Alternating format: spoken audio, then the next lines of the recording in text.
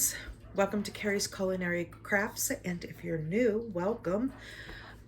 Here on Carrie's Culinary Crafts, we talk all things food, and it is the second week of January, so we are in the middle of the Three Rivers Pantry Challenge. If you are not familiar with this is hosted by Jessica over at Three Rivers Homestead, and what we are trying to do is use up all things in our pantry in order to get things off of our shelves in order to be ready to start preserving for next garden season. So I kind of do all of the things with these pantry challenge. I am using stuff from my pantry, stuff from my freezers.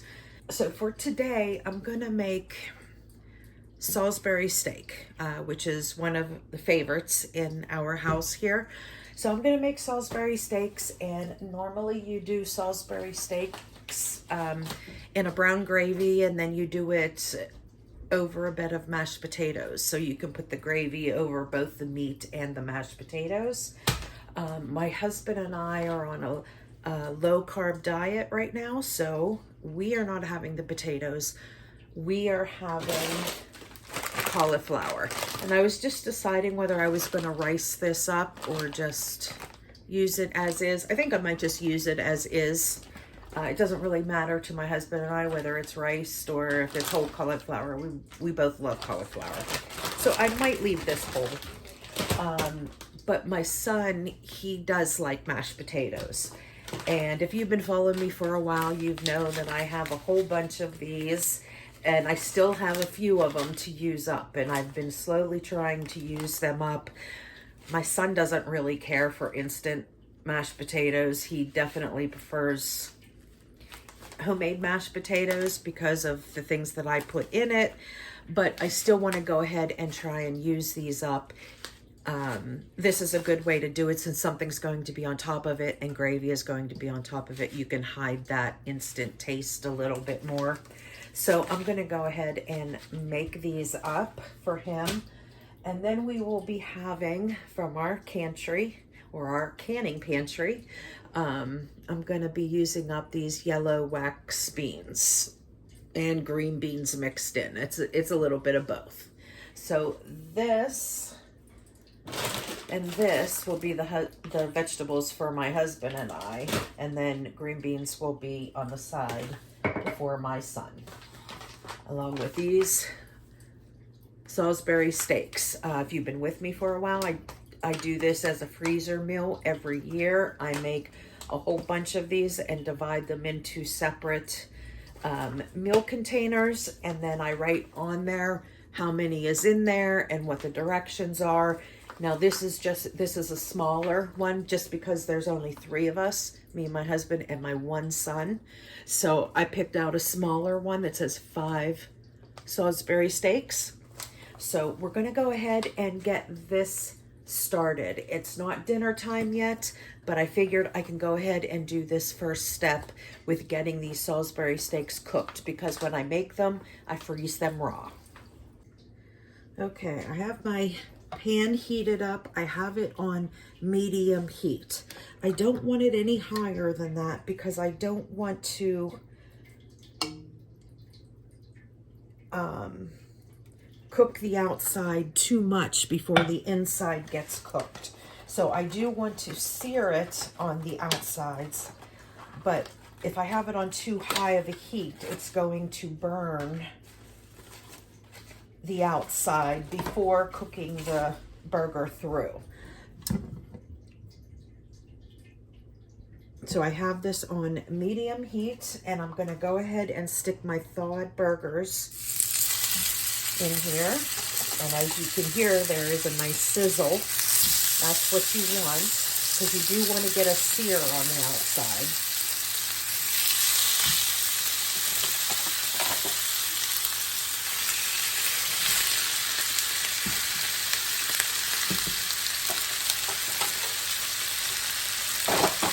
And immediately they smell delicious. Okay, so I am going to cook these on both sides, probably about 5 minutes each side, and that'll get them cooked the whole way through. I am going to put a lid on this so it keeps the heat in, which will in turn cook the inside of my Salisbury steaks faster.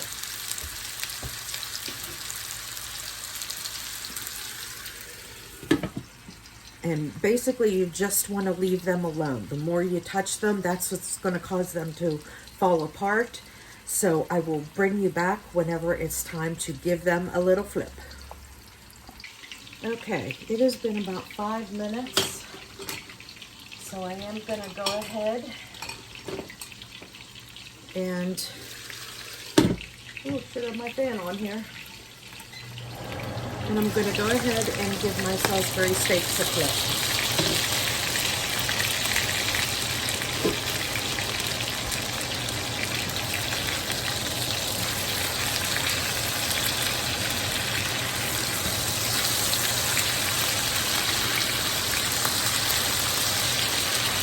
Now you see how brown that's getting? It's not burnt, but it's pretty brown. So I'm going to go ahead and turn it down a little bit more, because this side they're probably going to be on another minute or two longer than it was on the first side. And I don't want the Salisbury steaks to burn.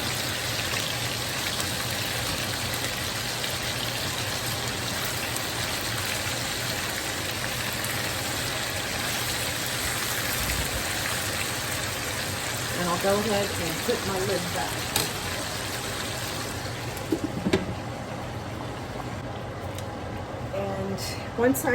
Once these are done and I pull them out, I'm going to go ahead and make some brown gravy. And I have these brown gravy mixes. If you haven't tried them, you should try them. They are actually really good, and they keep a long time in your pantry, and they're super easy to make, and they are tasty. And if you can find the low sodium ones, get the low sodium ones. And instead of using water for this, I will be using some broth with it.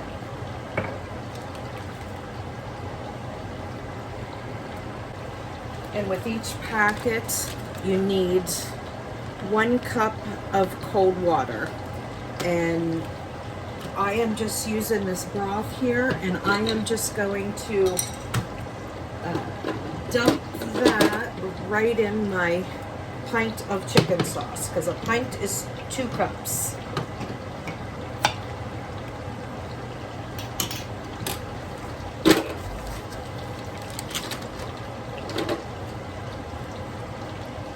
Okay, so I'm just dumping it in there, and then I'm gonna stir this up a little bit, and then I'm gonna put a lid on it and shake it really, really well and get it well incorporated.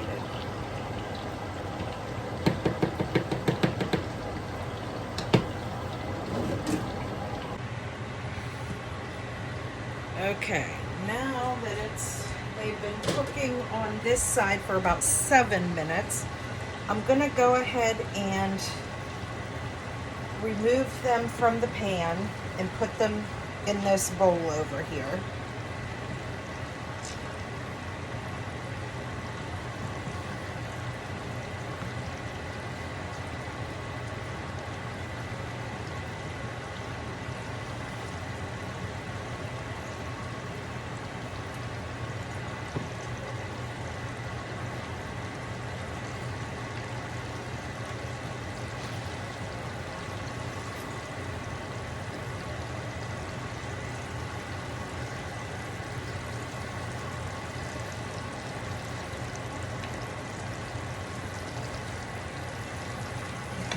Now, as you can see, whoops, oh, there goes another one that's broke. Now, the majority of this is done. There is a wee little bit of pink in there, but I'm not too worried about that, because I will be putting them back into the skillet once I get the gravy done. So if there's a little pink, don't worry about it. It'll be okay.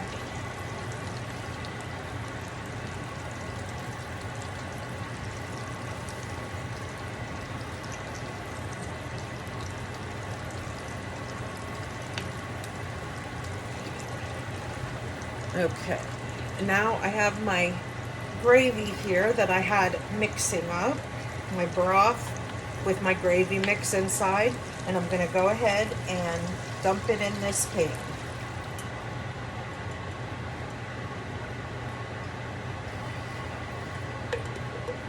Now, if you had a lot of fat in your pan, you could drain some of that if you'd like. I didn't have that much, so I'm not really that worried about it. That'll just add extra beef flavor to our gravy.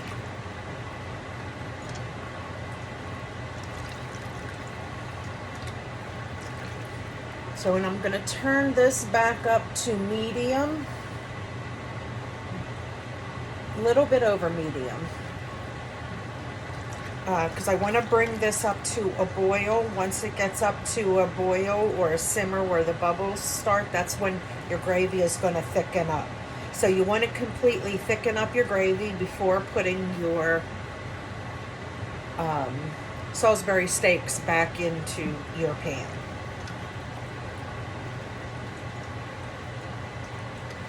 It's already getting thicker. Should only take a minute, so I'm just letting the camera run because it doesn't take long. See, some of the bubbles are starting to come up. And right in the center there, it's completely thick. The outside is still a little thin yet, so just keep stirring.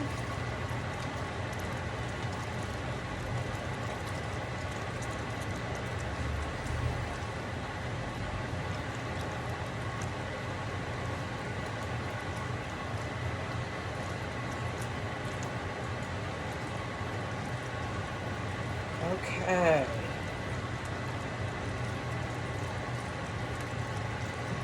Now that this gravy is thick,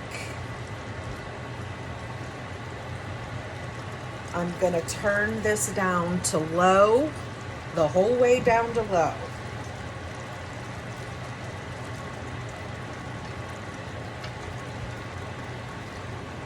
And I'm going to put my Salisbury steaks back in.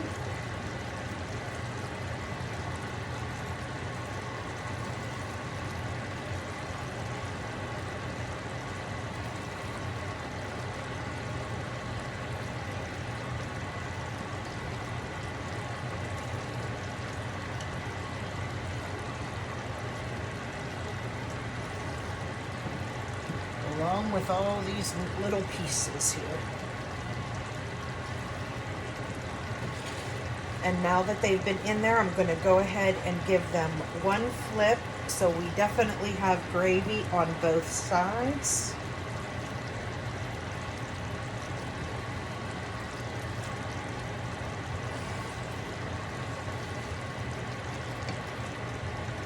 Two of them broke apart. Okay. We have this on completely low. And I'm going to put the lid on. And while these are cooking, I'm going to go ahead and get my sides ready.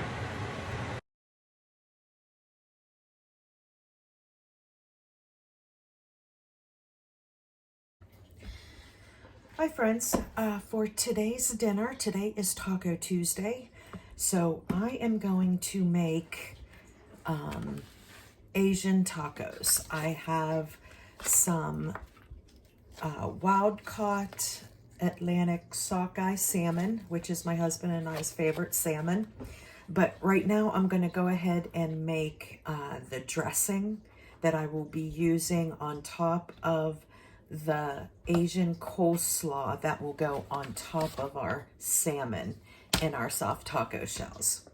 So for this recipe, I'm going to need some toasted sesame oil, rice vinegar, sweet chili sauce, some garlic powder, 1 lime, soy sauce, olive oil, sesame seeds, red pepper flakes, and some ginger powder.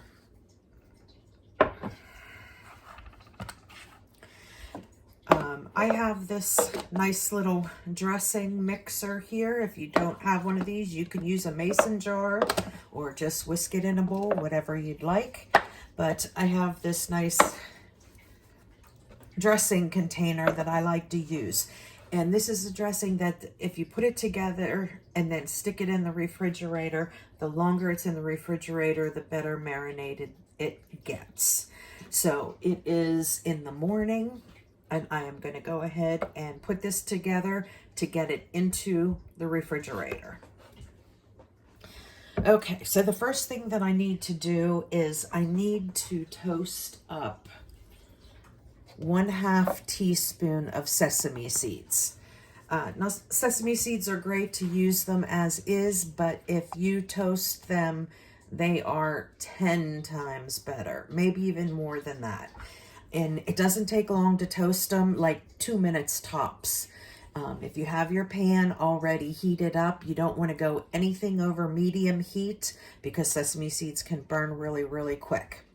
So I already have a pan over here heating up. I am going to add my sesame seeds.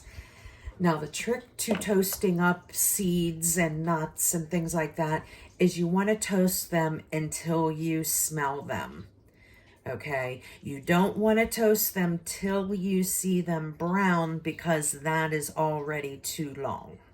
Okay, so you want to put your toasted sesame seeds in a heated pan, medium heat, and then stand right by it, and then you just toast them until you smell them. Okay, so we're going to go ahead and get started with that first.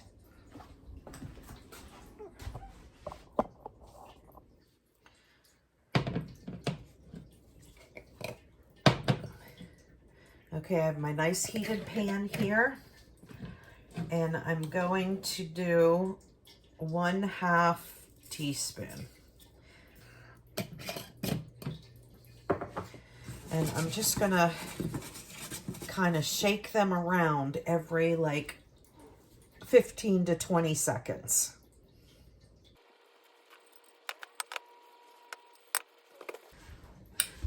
Eat my chia pudding while I'm sitting here waiting.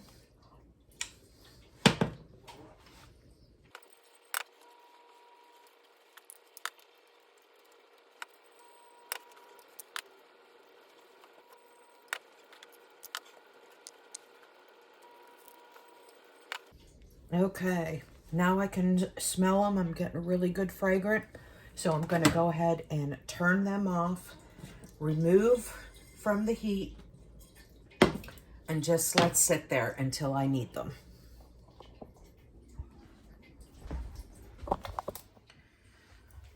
Okay, so for our Asian dressing, we are going to need 1/4 teaspoon of ginger,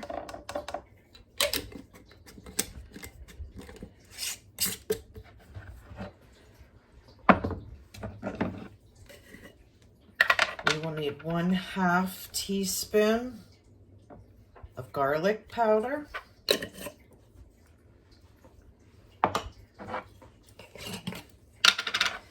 1/4 teaspoon of red pepper flakes,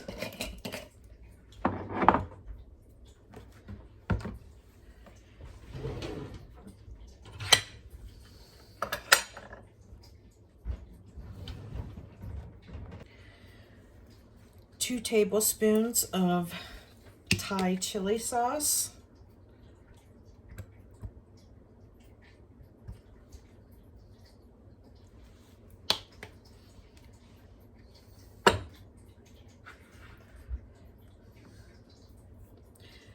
and we need 2 teaspoons of sesame oil. Sesame oil is very, very strong. But if you cook with Asian a lot, you know that you need toasted sesame oil to get that Asian flavor in just about everything that you cook. But you only need a little bit. So 2 teaspoons. 1, 2.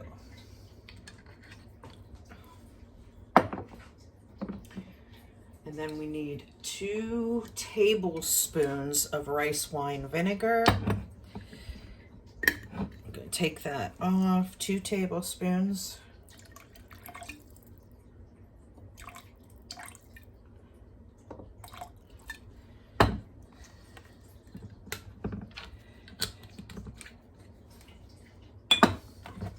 And we need 2 tablespoons of soy sauce.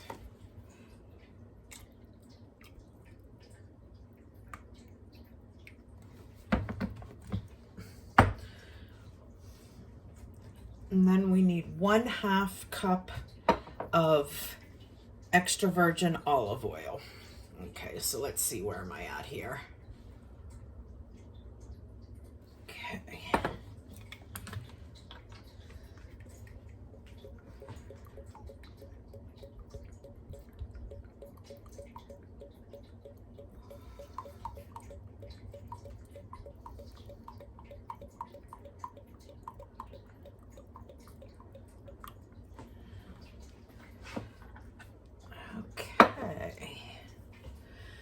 We need the juice of 1 lime.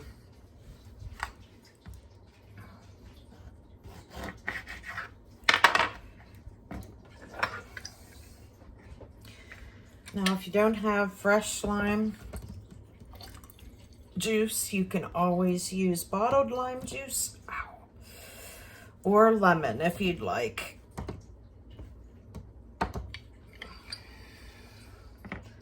I prefer the taste of lime better, but some people really like lemon better, but lime is my favorite.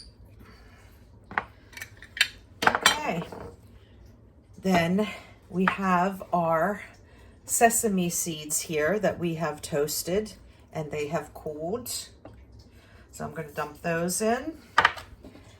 We're going to go ahead and put the lid on and give it a good shake.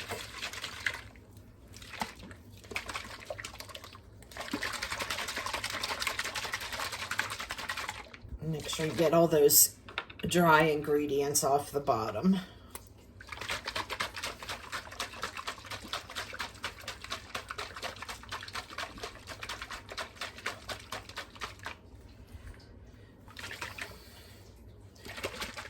Okay, now I'm going to give this a little taste and we'll see if it needs anything.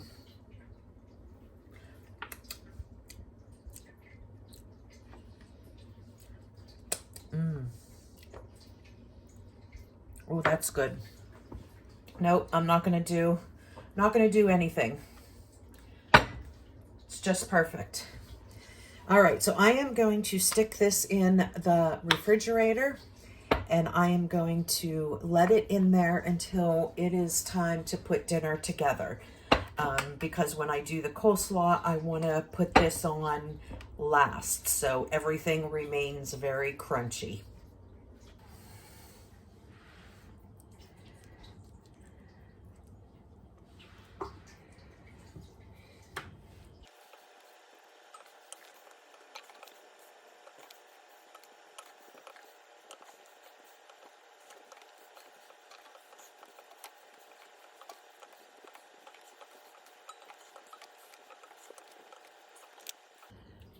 Now, edamame is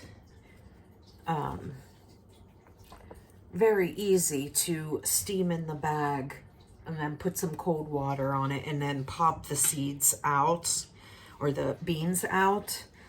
But they do sell shelled edamame. That's what they call it. You can certainly buy it and it's already, you know, shelled from the pod. But the last time when I ran out and I repurchased, they did not have any in stock. So I had to buy the ones that are in the pods, which is no big deal if you know that you're going to need them earlier in the day. Like right now, it's in the morning. I know that I'm going to need them from dinner. So I was able to steam them and cool them off, and then get the beans out. So I had time to do it. But if you see the shelled edamame, then you won't have to worry about it. It is much more convenient to not have to do this, but if they don't have it, I don't have a problem with doing this, with the exception of me having issues with my hands.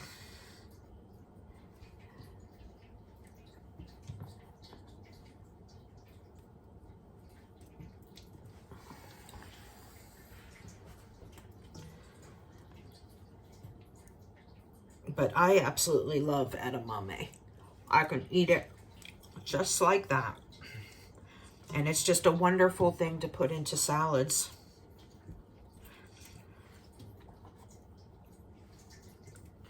And edamame is used a lot in Asian cooking, so I figured I would put it in my salad or my coleslaw. Okay. So there you go. And you don't get that much. I mean, all those pods that were there, that's what I got. But that's like a perfect amount for a coleslaw.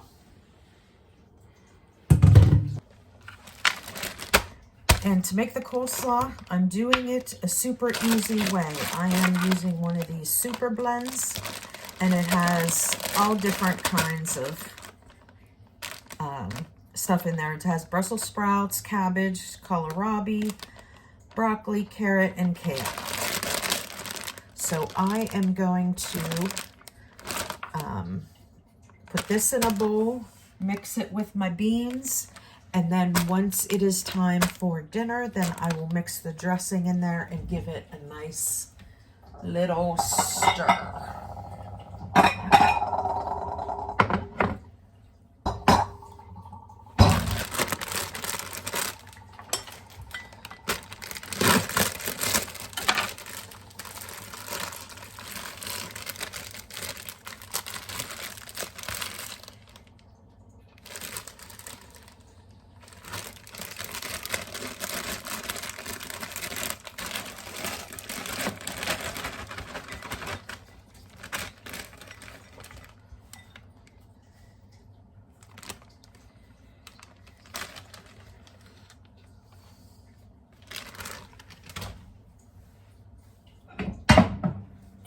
That's a little small. I need to be able to mix that.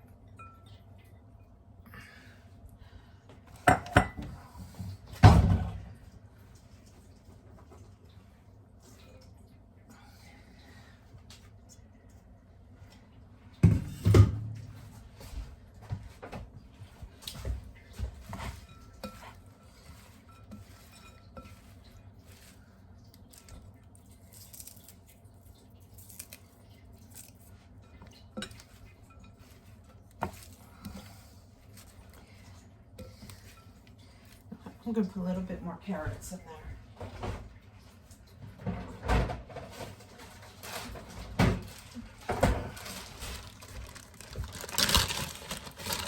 Just a little handful. Just doesn't seem to have quite enough carrots.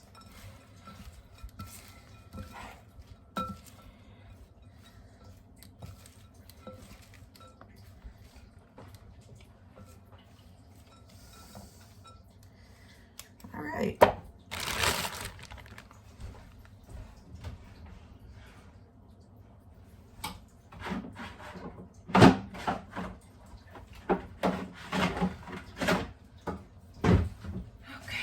Now this is done. I'm going to go ahead and put this in the refrigerator until it's dinner time.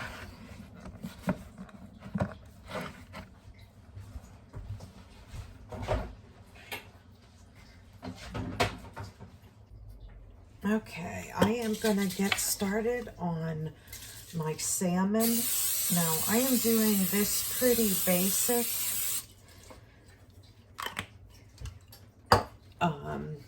I just have a baking sheet here that I just sprayed, and I'm going to go ahead and put my salmon in here skin side down.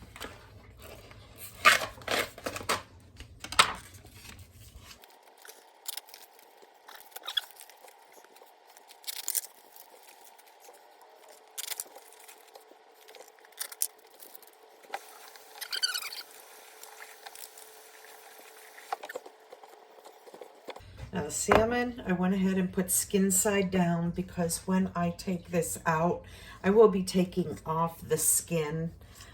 It's not going to be a crispy skin to eat. It is just going to just cook with the skin. And then I will remove it.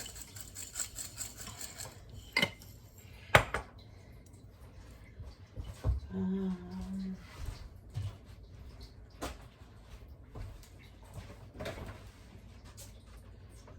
am I looking for?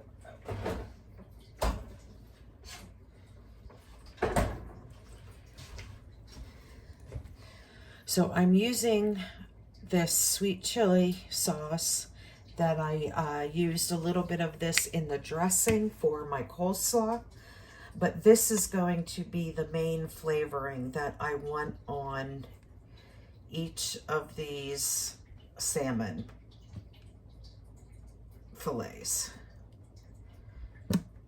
And you can put as much or as little as you'd like.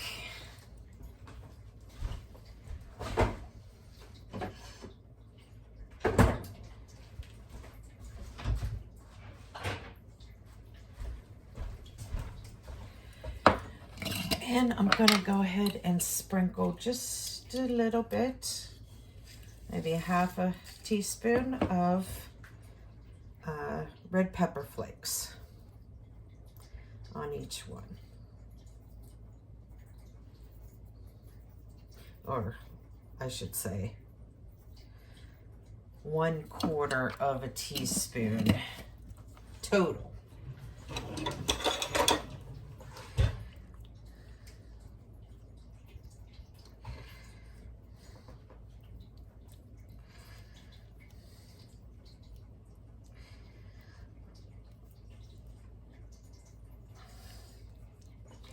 Oh, gotta preheat my oven. Oh.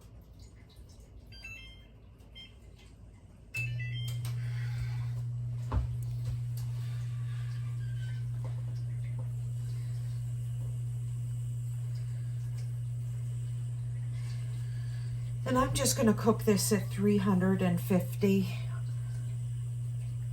If you want to cook it fast, you certainly can put it up to 400, but I'm starting this just a few minutes early. So I want to cook it a little longer and slower. Okay, and that is it. That is all that I am doing for the salmon. Just salt, pepper, and that sweet Thai chili sauce. And I'm going to go ahead and stick this in the oven. And you want to cook this, it's probably going to be about anywhere between 10 and 15 minutes. I just take a look at it, and if it's all nice and flaky, like I'll take a fork and stick it in there and turn it, and if it's all nice and flaky, it's done. So I'm going to go ahead and put this in 350-degree oven, 10 to 15 minutes.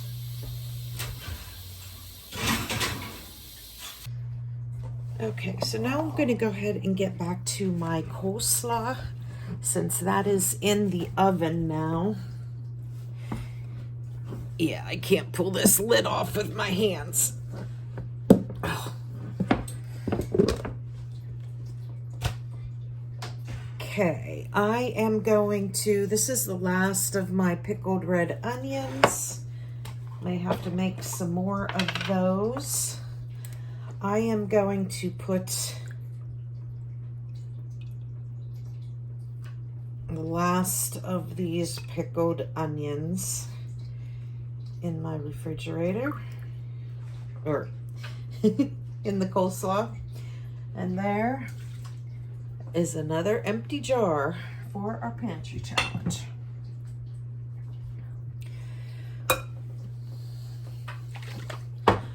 And here I have some almonds. There's some slivered almonds and cut almonds in here. So I am also going to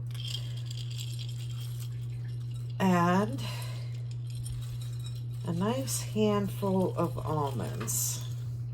just to add even more texture to the salad.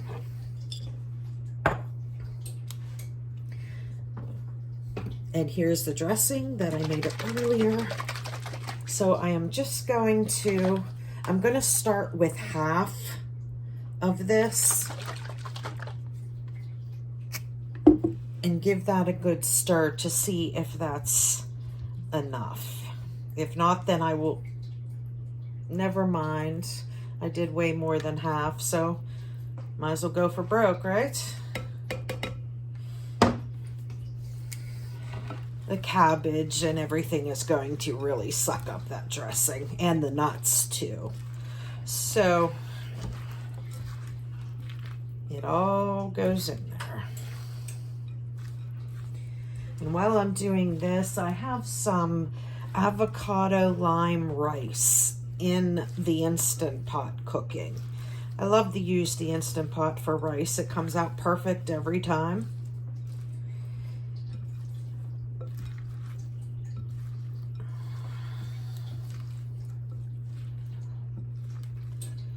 Doesn't that look good? Now let's give it a little taste test.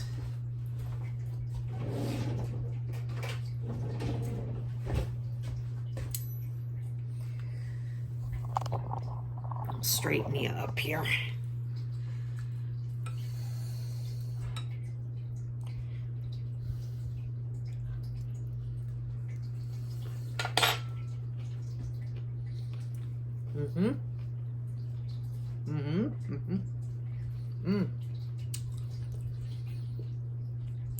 Yummy, yummy. This will be perfect on the fish tacos with that glazed salmon that I'm baking. Same flavor profile, since I use that's Thai sweet chili sauce, and there's a little bit of that in the dressing, so they're going to pair nicely. And then we're just going to put it on some soft wraps, and that is what our dinner is. We will have a side of creamy avocado lime rice, and that is what is for dinner tonight. Okay, my salmon is done. You want the temperature to at least be 135, I think it is. 130 to 145. Mine was a little bit higher than that, about 150. But you can tell it's done. There's all this white here. That's those wonderful fats that are coming up from your salmon. And I just took a little knife and just kind of flicked it around, and it flaked right up. So I knew that it was done, but I still took the temperature in the thickest one just to make sure that it is done. Now I'm just going to let this rest for a minute, and then I will flip it over and pull the skin off the back. The skin will just slide right off, and then we will be ready for our salmon tacos.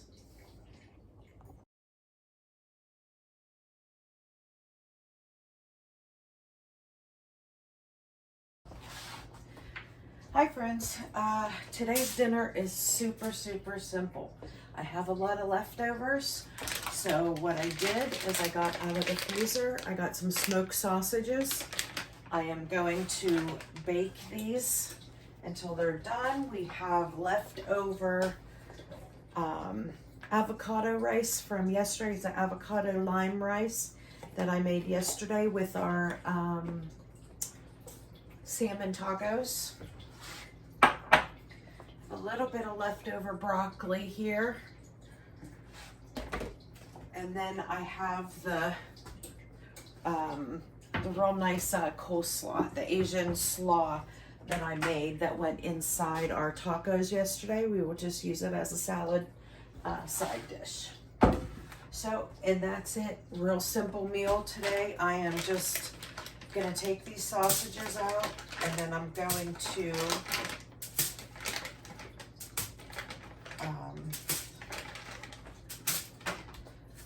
I'm going to slice them open long ways just to have them cook faster.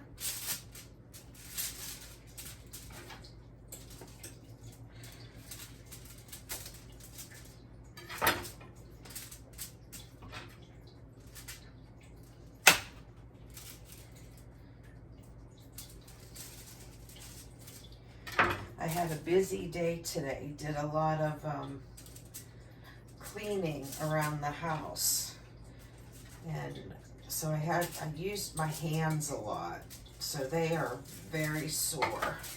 So I am thankful that I had a lot of leftovers and could make this dinner super easy.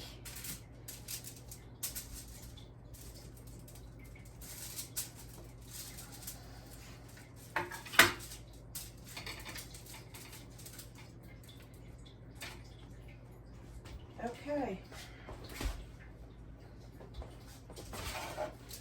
there we go. Just some smoked sausage. I'm going to stick them in a 400-degree oven for about 15 to 20 minutes or so.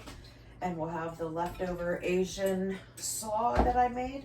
I will heat up the lime avocado rice that I made and some broccoli. And that is what's for dinner. And I'll bring it back for a plate.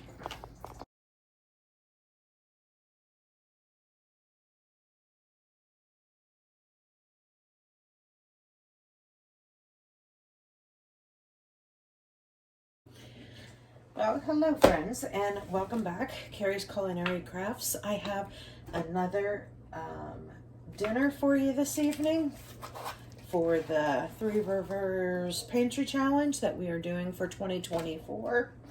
And today I'm going to do a stuffed pork tenderloin. So I have this pork tenderloin here, and I found this in my pantry. And this was a box of 2, but it was open. There's only 1 left, so I'm going to go ahead and use that as well. This is a zesty ranch coating, so I'm going to use that. I have some leftover ham lunch meat here. So I'm thinking of doing, kind of a play on cordon bleu. This is pork, so it's not chicken, but kind of the same idea. And I have some Bourgeois cheese here that I want to go ahead and use up. And I love to use Bourgeois cheese to stuff inside of meats. Now, out of my Canning Pantry, I am going to use some of these roasted red peppers. My husband and I absolutely love roasted red peppers. And I actually still have quite a few on my shelf, which is surprising because I haven't canned them for 2 years, so I want to go ahead and use these up so this next harvest season I can can up some fresh roasted red peppers.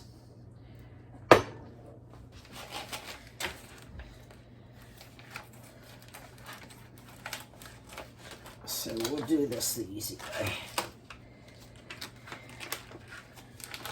All right, let's see. Oh, it smells good. Okay, so it's 1 tenderloin. There is not 2 here. Okay, so what I'm gonna do is I am going to butterfly this tenderloin, which butterfly means you're just going to slice it down the center, but you're not gonna cut it the whole way through. And then you're just going to open it flat, like this. Okay. And here is where I am going to season the inside. Now I'm just going to do a basic seasoning, salt and pepper, because I really want to focus on the flavors that I am stuffing the tenderloin with and this ranch coating mix. So I went ahead and put salt and pepper in there. And I'm going to, you know what? I am going to use some of my garlic herb butter as well. So I'm going to take a big scoop of this and I'm going to brush it on both sides.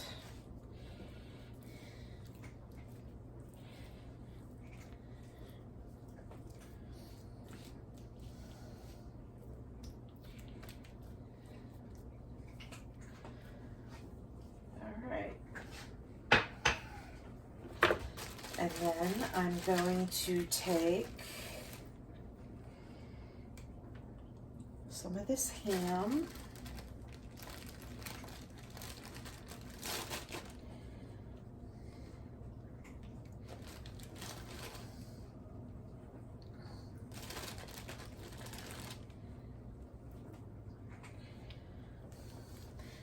And then I'm going to open up this Bourgeon cheese.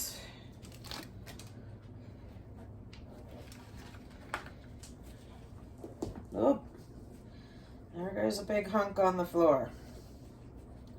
Don't do what I do. Do as I say, not as I do.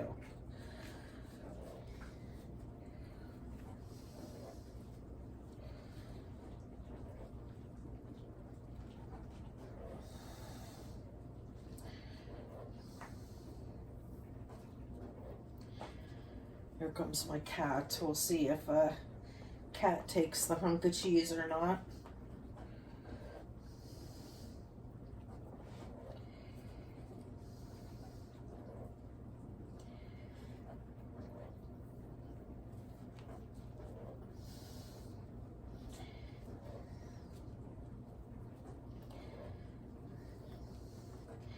Okay.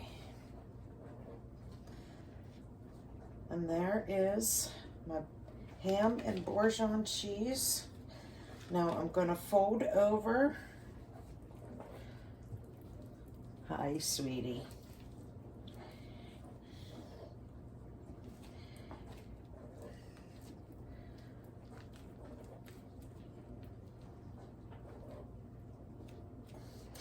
Okay, now, and you can do one of two things. You can either tie this off or you can use toothpicks. I think because I really stuffed this full, I'm going to go ahead and use toothpicks. But I want to first coat it.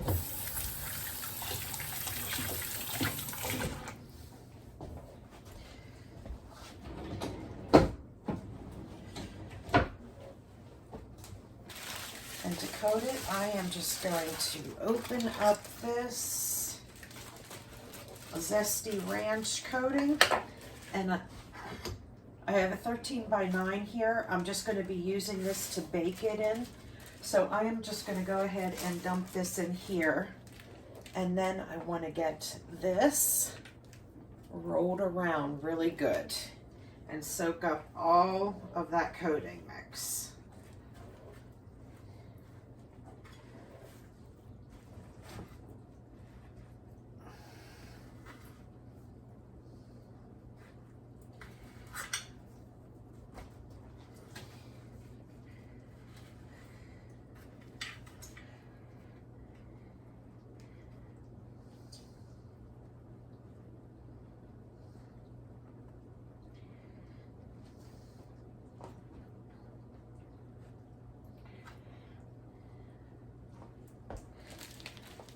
Just gonna go ahead and throw all this cheese in there.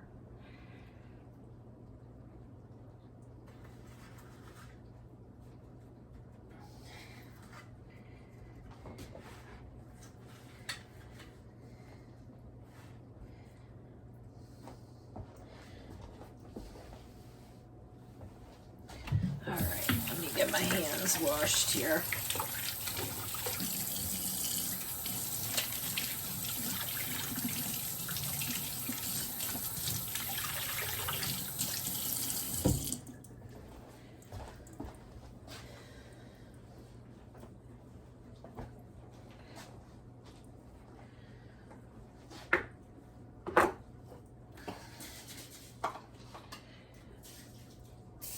I'm going to go ahead and spray in this pan a little. And then I am going to put the rest of this garlic herb butter on top.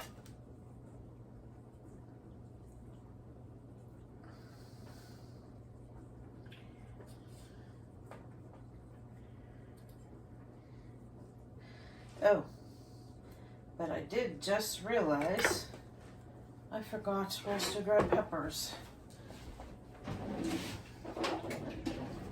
I'm going to put it on half of it.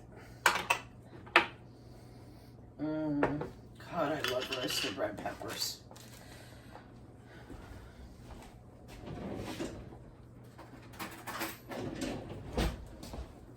All right, so I'm gonna take a few of these peppers and put them in the one side.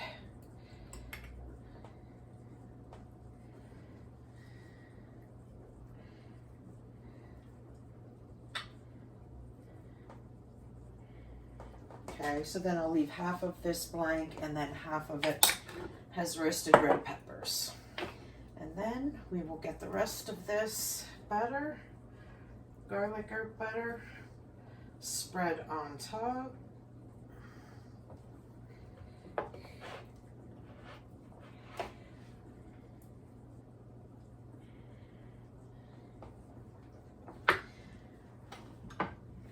Okay, and there we go. Took less than 10 minutes and we have a really, really nice stuffed herb pork tenderloin. Stuffed with ham, Bourguignon cheese, and roasted red peppers, along with some herb garlic butter. And then I am just going to stick that in a 375 degree oven. And I want to cook that until it's between 145 and 155 degrees. So, and that'll probably take, because it's stuffed, it'll probably take a full hour. It'll probably take about 45 minutes. If you weren't stuffing a pork tenderloin that was that size, it probably would only take 30 minutes to cook. But I am going to assume that I need a full hour, 45 minutes to cook and 15 minutes to rest before cutting into it, because you definitely want to let it rest so when you cut into it that everything just doesn't go all over the place. You'll be able to slice into it nicely.